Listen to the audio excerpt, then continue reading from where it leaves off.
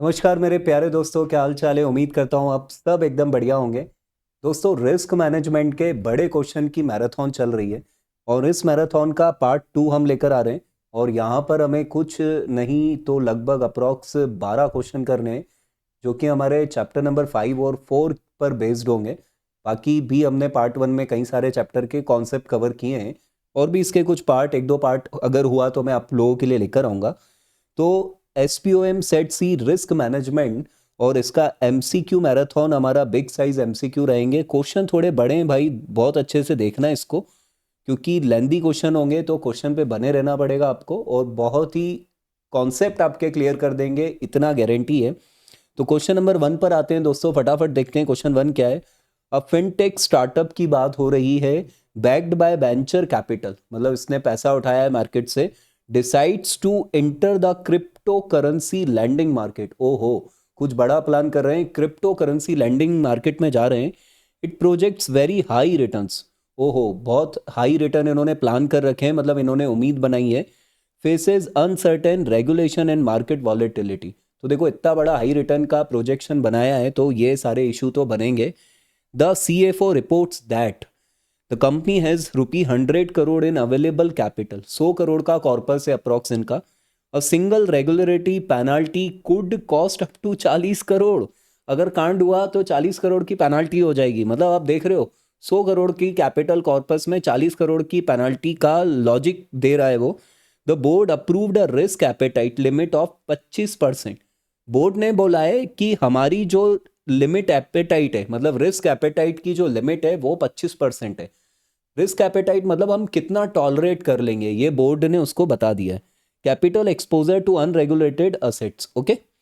The CEO however decide to double this exposure to capture growth opportunity. लेकिन जो CEO भाई साहब है कंपनी के, वो बोल रहे हैं कि कैप्चर करो भाई, कैप्चर करो, बड़े लेवल पे काम करो, धूम मचा देंगे, धूम मचा देंगे, वो ये बोल रहा है। तो CEO लिमिट के ऊपर जाने की बात कर रहा है भाई। तो ये सही है गलत है ये देखना है अपने को। Which of the following statement correctly evaluate the company risk response issue. क्या होने वाला है यहाँ पर, रिस्क इज रिस्पॉन्स इशू से रिलेटेड। मतलब देखो, बोर्ड ने रिस्क एपेटाइट बता दिया है 25%, CEO बड़ा कदम उठाने की कोशिश कर रहा है, तो यहाँ पर क्या हो रहा है देखते हैं। Option A, the company is with in its risk capacity since total capital is not exhausted. देखो, ये जो रिस्क एपेटाइट बनाया है इन्होंने, ठीक है, और रिस्क एपेटाइट जो बनाया है वो 25% बनाया है, पेनाल्टी 40 करोड़ है, जो कि 40% हो रहा है अप्रॉक्स। तो the company is with in its risk capacity since total capital is not exhausted. तो भाई ये बोलना चाह रहा है कि आपकी कैपिटल तो 100 करोड़ है, पेनाल्टी तो 40 करोड़ ही लगने वाली है, तो क्या दिक्कत है। लेकिन रिस्क एपेटाइट से तो ज़्यादा है ना। तो मैं नहीं मानता कि ऑप्शन ए सही होगा। आगे आते हैं, बी पॉइंट क्या बोल रहा है। The CEO action breaches the board approved risk appetite. ये तो सही है। And exceeds prudent risk capacity, creating governance and sustainability risk. तो बी पॉइंट लगभग सही बोल रहा है। सी और डी देख लेते हैं क्या है। The companies higher risk appetite reflect strategic agility, no breach. तो देखो, ब्रीच तो हुआ है यहाँ पर, तो सी ऑप्शन तो गलत है। Risk appetite and capacity are interchangeable, so doubling exposure is permissible. नहीं, देखो ये पॉइंट भी गलत होगा। रिस्क एपेटाइट अलग चीज़ है और रिस्क कैपेसिटी एक अलग चीज़ है। तो ऑप्शन बी करेक्ट है, ऑप्शन बी करेक्ट है। इसका एक्सप्लेनेशन देख लेते हैं। रिस्क एपेटाइट ज़्यादा नहीं होना चाहिए रिस्क कैपेसिटी से, ठीक है। रिस्क कैपेसिटी ज़्यादा होगी, रिस्क एपेटाइट उससे कम ही होगा एज पर गाइडिंग प्रिंसिपल।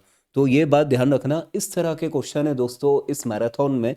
तो हमें मेन जो है, किसी भी टाइप का क्वेश्चन आ जाए वहाँ हमारा बनना चाहिए। इसमें रिस्क एपेटाइट के भी कॉन्सेप्ट हमने समझने की कोशिश की। अब आते हैं MCQ 2 पर। अ फार्मास्यूटिकल कंपनी पर क्वेश्चन है, identify a risk that its temperature controlled vaccine shipments में spoil due to power failure. भाई टेम्परेचर कंट्रोल, ठंडा रखना पड़ता है वैक्सीन को, कूल रखना पड़ता है, तो पावर फेल्यूर के कारण इनका शिपमेंट स्पॉइल हो सकता है, ऐसा इन्होंने रिस्क को आइडेंटिफाई किया है।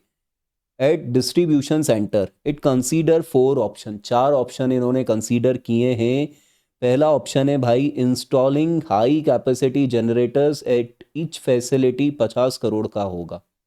ठीक है, ये इन्होंने एक ऑप्शन ढूंढा है।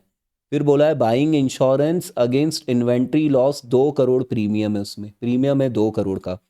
Continuing operation with a backup plan to shift shipment to other centres, और cancelling vaccine production altogether due to high spoilage risk. तो धंधा ही बंद कर देंगे। ये तो होता है भाई कि मतलब देखो अलग अलग वो होती है रिस्क को लेकर, आप टॉलरेट करोगे या आप उसे ट्रांसफ़र करोगे या आप उसे ट्रीट करोगे, ठीक है ना, या आप उसे अवॉइड ही कर दोगे। तो अवॉइड करना कोई काम बंद कर देना, हारे तो वो है ना जो लड़े ही नहीं है, तो लड़ना तो पड़ेगा ना दोस्तों। तो भाई ये काम तो गलत हो जाएगा, ऑप्शन 4 तो गलत है। फिर यहाँ पर बोल रहा है installing high capacity generator eight each facility, तो ये बहुत महंगा सौदा लग रहा है भाई। Which combination represent the most balanced and appropriate risk treatment technology. तो जहाँ जहाँ 4 ऑप्शन है वो तो कैंसिल कर दो, तो बी कैंसिल हो गया मेरे हिसाब से। ठीक है, बी कैंसिल हो गया। और कौन सा होगा, चलो बी तो कैंसिल हो गया। अब देखते हैं ऑप्शन ए क्या बोल रहा है। Option 2 and 3, transferring part of the risk through insurance and tolerating the residual risk with contingency plan. तो यही मेरे को सही लग रहा है, बाकी बी तो होगा नहीं। ऑप्शन 3 ओनली, देखो ओनली वाले तो वैसे ही मना कर दिया करो क्योंकि भाई ये थोड़े रिजिड हो गए ना। ऑप्शन 3 ओनली सही है ना। Tolerating all risk at it is operationally manageable, ऐसा नहीं होता। Option 2 only, transferring all risk to insurer, भाई दूसरों के भरोसे कब तक जिएंगे, तो करेक्ट आंसर इज ए। दो चीज़ों का कॉम्बिनेशन आप लेके चलो, बढ़िया रहेगा दोस्तों। ठीक है, अब आते हैं एमसीक्यू नंबर 3 पर। एमसीक्यू नंबर 3 पर हम आएंगे दोस्तों, एमसीक्यू नंबर 3 पर आएंगे। A listed telecom company recently suffered a nation wide service outage for 6 hour, root cause analysis shows. ये जहाँ तक ये कंटिंजेंसी प्लान पर होना चाहिए क्वेश्चन। साइबर सिक्योरिटी पैच हुआ है, updates were delayed due to staff shortage, staff की शॉर्टेज से साइबर सिक्योरिटी गड़बड़ हुई। No real time dashboard existed to track system vulnerabilities, dashboard भी नहीं था, मतलब कुछ इनके पास इक्विपमेंट कम थे। क्राइसिस मैनेजमेंट प्रोटोकॉल्स वर आउटडेटेड हो चुकी है इनकी, इनकी क्राइसिस मैनेजमेंट इन्होंने रिन्यू नहीं की है, रिव्यू नहीं की है। ड्यूरिंग बोर्ड रिव्यू हो रहा है, अब हो रहा है कांड होने के बाद बोर्ड रिव्यू हो रहा है। Management claimed all risk were identified in risk register as a chief audit executive. अब आप चीफ ऑडिट एग्जीक्यूटिव है, how would you characterize this incidents. भाई आप ऑडिटर हो, अब आप इसको कैसे कैरेक्टराइज करोगे, क्या बोलोगे, क्या बोलोगे। Failure of risk identification, no risk assessment was done, ये बोलोगे, या lapse in risk control and monitoring indicating weak operational risk management despite documented identification. Answer B सही होगा। Acceptable event within defined risk appetite, कैसी बातें कर रहे हो, रिस्क एपिटाइट की तो इसमें बात ही नहीं हुई थी, इनकी तो लंका लग चुकी है। Inherent risk event, control risk and detection risk irrelevant, तो यहाँ पर इसकी भी बात नहीं हो रही है। तो ऑप्शन बी सही है, ऑप्शन बी सही है। देखो ऑप्शन बी इसलिए सही है क्योंकि मैनेजमेंट को अपनी गलतियां सब मालूम है, उन्होंने रिव्यू नहीं किया है, कंट्रोल नहीं किया है ढंग से, मॉनिटरिंग नहीं की है, तो option B is right. Okay, तो ऑप्शन बी राइट होगा, ये ध्यान रखना दोस्तों। ठीक है, अब आते हैं अपन क्वेश्चन नंबर थोड़ा 4 पर। देखो एक्सप्लेनेशन में वहीं पढ़ूंगा जहां ज़रूरत होगी, फालतू आपका टाइम नहीं खराब करना है, आप जैसे महान लोगों का समय नहीं खराब करना है। सो द क्वेश्चन नंबर 4 क्या बोल रहा है। A major auto manufacturers, automobile company है बेटा, ऑटो वो लोडिंग ऑटो मत समझ लेना। Plant is located in a flood prone region, during monsoon water enter the production area, पानी घुस चुका है।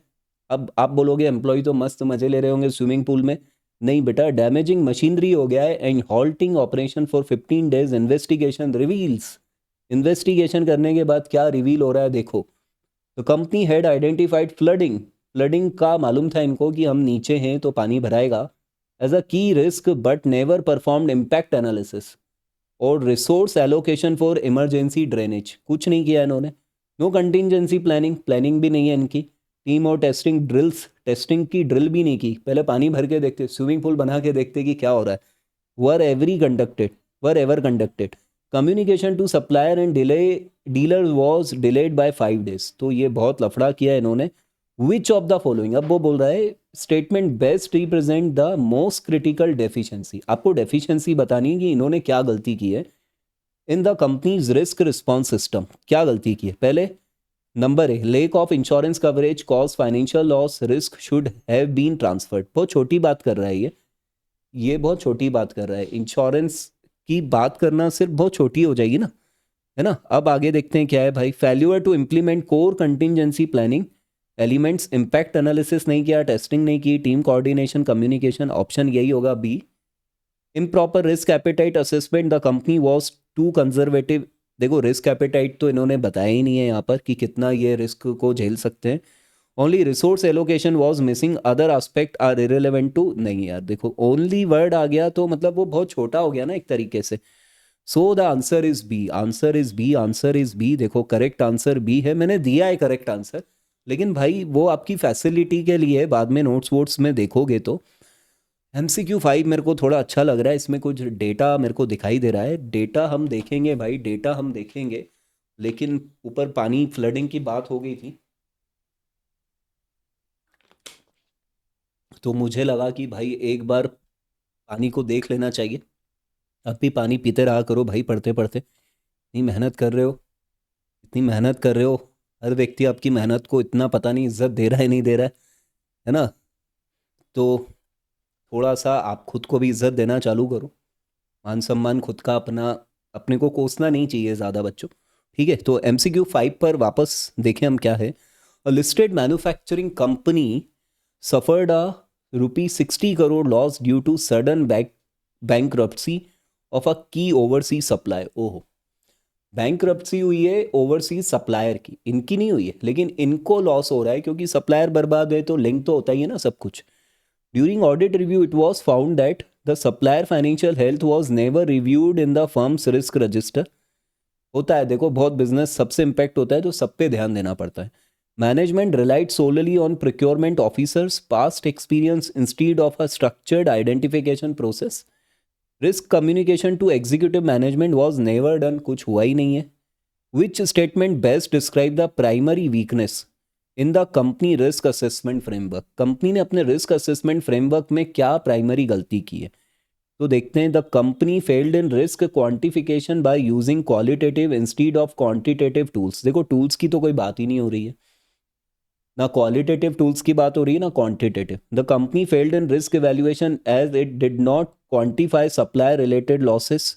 देखो लॉस तो उन्हें मालूम है तो ये भी आंसर नहीं होगा। The company failed in risk identification as it lacked systematic documentation and communication of exposure, तो आंसर सी सही होगा। The risk prioritization matrix was incorrectly apply to financial risk. कोई मैट्रिक्स वैट्रिक्स तो बनाया ही नहीं है इन्होंने भाई, तो ये तो बात ही नहीं होगी। ले देकर ये हुआ है कम्युनिकेशन में गैप है, ऊपर क्वेश्चन पढ़ोगे तो समझ में आएगा कि क्या बात हो रही है। MCQ 6 पर आते हैं। देखो स्पीड भी मेंटेन करनी पड़ेगी, आपके समय की कीमत भाई ध्यान में रखनी है, फालतू कहानी नहीं करनी है अपने को। MCQ 6 पर आते हैं भाई, MCQ 6 पर आते हैं। Financial institution wants to evaluate credit risk for new SME client. Client की रिस्क देख रहे हैं कि उसको कितना उधार दे सकते हैं। The team has limited historical data, ओहो कोई पुराना डेटा वेटा नहीं है, but high reliance on expert judgement. ओहो पता है ये क्या है, ये मेरे को लग रहा है डेल्फी, डेल्फी जहाँ एक्सपर्ट, कोई पुराना डेटा नहीं हो और जहाँ एक्सपर्ट आए ना वहाँ Delphi. The risk head suggest using an approach that ensure structured, है ना, कंसेंसस बनाए among credit expert without revealing their identities. एक दूसरे को एनोनिमस होगा, कोई किसी को नहीं जानता होगा। तो भाई विच क्वांटिफिकेशन टूल, ओहो भाई जैसा जब कभी भी ऐसी बात हो ना तो बिना सोचे डेल्फी में चले जाना।